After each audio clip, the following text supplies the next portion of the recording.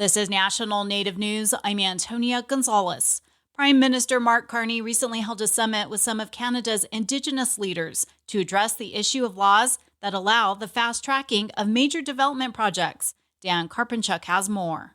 Carney was trying to ease First Nations fears about the major projects law, but many said it would take more than one meeting to build consensus on Ottawa's plans. Some have already launched a legal challenge against Bill C-5 as well as Ontario's Bill 5.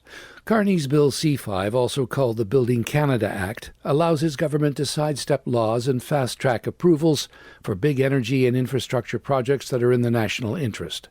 The summit, attended by hundreds of First Nations leaders, was called after Carney's government faced a backlash from chiefs who said their concerns were not being respected. But he also promised them they would be able to help build the prosperity for their communities for generations to come. The National Chief of the Assembly of First Nations, Cindy Woodhouse-Neepanak, was conciliatory in her assessment of the summit. We want to stand up for Canada against illegal tariffs.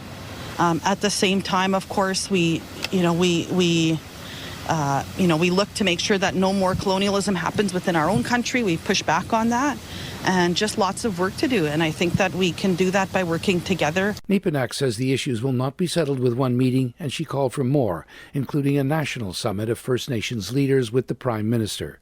Terry Teegee is a regional chief of the British Columbia Assembly of First Nations. He says he's still on the fence. Still a trust issue in the way the development of the actual legislation. And we see it in British Columbia as well in terms of Bill 1415, is this trust us mentality in this legislation. And as many First Nations know, that we do have trust issues with all levels of government. And that's why we wanted to be included from the start. Much of the day was spent in panel-style discussions on meaningful consultations and economic prosperity.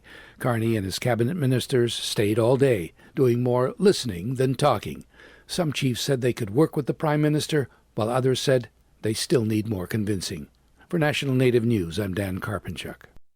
Former Navajo Nation President Jonathan Nez declared his second bid for Congress Tuesday, setting up a rematch for a House seat in northeastern Arizona. KJZZ's Gabriel Pietrorazio has more on why Nez is running again. Before this announcement, Nez admittedly mulled over launching another campaign, aiming to replace his tribal successor, Navajo Nation President Boo Nygren. The next presidential election takes place in 2026. Folks from the Navajo Nation wanted us to come home and be their president again, and it was a tough decision. But my family decided, that this is the best way to help bring unity throughout the country. And of course, Congress should look like America. Nez is vying to become Arizona's first Indigenous congressman. In a statement, his opponent, Republican Congressman Eli Crane, said the Democratic Party has hit rock bottom by letting Nez challenge him again.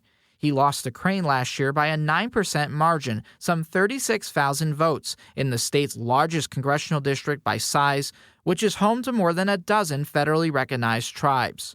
For National Native News, I'm Gabriel Pietrorazio.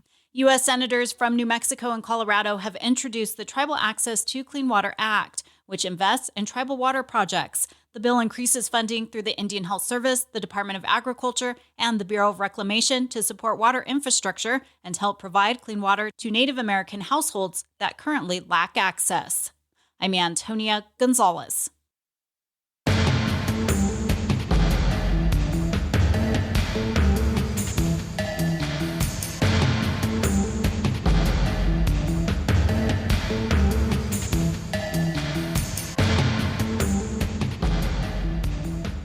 National Native News is produced by Koahnic Broadcast Corporation with funding by the Corporation for Public Broadcasting. Support comes from AirTalk Wireless, where individuals who qualify for the Tribal Lifeline program receive an iPhone or Samsung device, unlimited data, calls and texts, and international calling. Learn more at airtalkwireless.com/NNN. Support by Amerant, Indian Country's 100% tribally owned insurance partner. Information on property, liability, workers' compensation, and commercial auto needs at AMERIND.com.